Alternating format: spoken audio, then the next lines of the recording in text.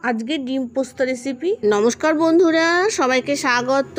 আমি আমাদের পরিবারে, আমি মানসী। আজ আমাদের এখানে মনসা পুজো হচ্ছে, তার জন্য একটা গান বাজনা হচ্ছে, শুনতেই পাচ্ছেন আপনারা। একটু হয়তো অসুবিধা হতে পারে, তার জন্য আমি আজকে ডিমের পোস্তকারি নিয়ে এসেছি।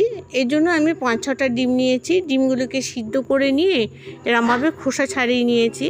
তারপর কড়াইতে সরিষার তেল দিচ্ছি 4 থেকে 5 চামচ। তেলটা গরম হয়ে গেলে ওর মধ্যে একটু লবণ দিয়ে দেবো, আর ছাড়ানো ডিমগুলোর মধ্যে হলুদ মাখিয়ে ভালো করে এরমভাবে ভেজে নেব। যে সমস্ত বন্ধুরা ভিডিওটা দেখছেন, প্লিজ স্কিপ করবেন না, পুরোটা দেখবেন। দেখে তারপর কমেন্ট করবেন, আর একটা লাইক তো দিতেই পারেন, আর না দেখে কমেন্ট করবেন না।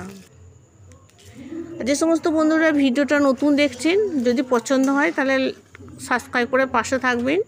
এবার ডিমগুলো ভেজে নিয়েছি। ওই তেলে 5 ফোড়ন 1 চামচ আর 2টো শুকনো লঙ্কা ফোড়ন দিয়েছি। ফোড়নটা হয়ে গেলে একটা বড় মতো পেঁয়াজকে কুচি কুচি করে কেটে দিয়ে দিচ্ছি। দিয়ে পেঁয়াজগুলোকে কিন্তু লাল লাল করে ভেজে দিতে হবে।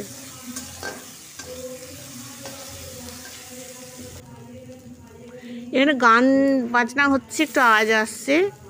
এবার এর মধ্যে পেঁয়াজগুলো লাল লাল করে ভেজে নিয়েছি। এবার একটা টমেটোকে দিয়ে দিলাম, বড় মতো টমেটোকে কুচি করে কেটে।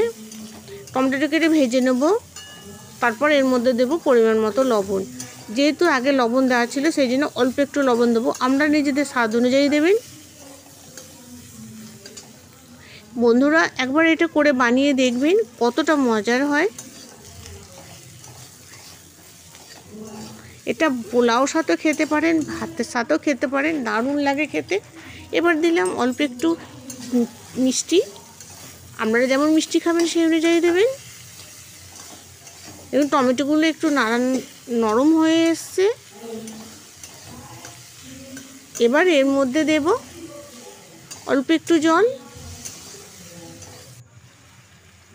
এবার শুকনো মশলাগুলো দিয়ে দেবো। হলুদ গুঁড়ো দিলাম 1/2 চামচ, আর দিলাম এখানে ধনে জিরে গুঁড়ো 1 চামচ। দিয়ে ভালো করে আবার কষিয়ে নেব।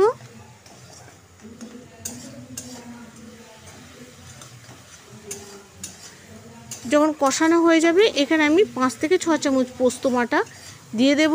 আমি এটা পোস্ত শিলনোড়ায় বেটে নিয়েছি, আপনারা মিক্সিতেও বাটতে পারেন।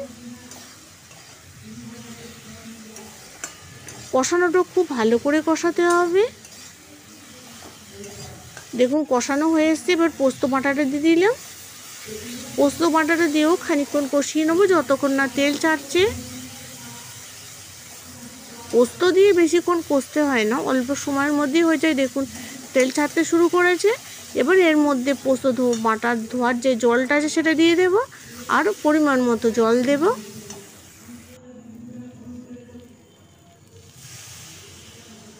জল দিয়ে দিলাম। গ্যাসটাকে লোতে রাখবো। আপনারা যেমন অনুযায়ী ঝোল খাবেন সেই অনুযায়ী জল দেবেন। এখানে বেশি মাখা হবে, খুব ঝোল ভালো লাগবে না।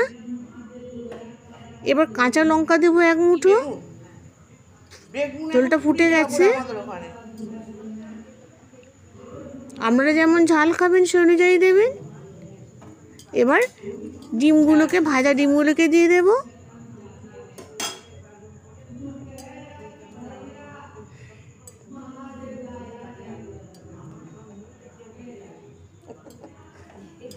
দিয়ে খানিকক্ষণ ফুটতে দেব। আর গ্যাসটা একদম লোতে রাখবেন। এবার ডিমটাকে 10 মিনিট ফুটিয়ে নেব। একদম লো ফ্লেমে ফোটাবেন, লো গ্যাসে। দেখুন ওটা হয়ে এসছে। এটা একটু মাখাই হবে, খেতে খুব ভালো লাগে। বন্ধুরা অনুরোধ রইল, একবার বাড়িতে করে দেখবেন। হয়ে গেছে, এবার নামিয়ে নেব। গরম গরম ভাতের সাথে পরিবেশন করবেন। নমস্কার বন্ধুরা, ভালো থাকবেন।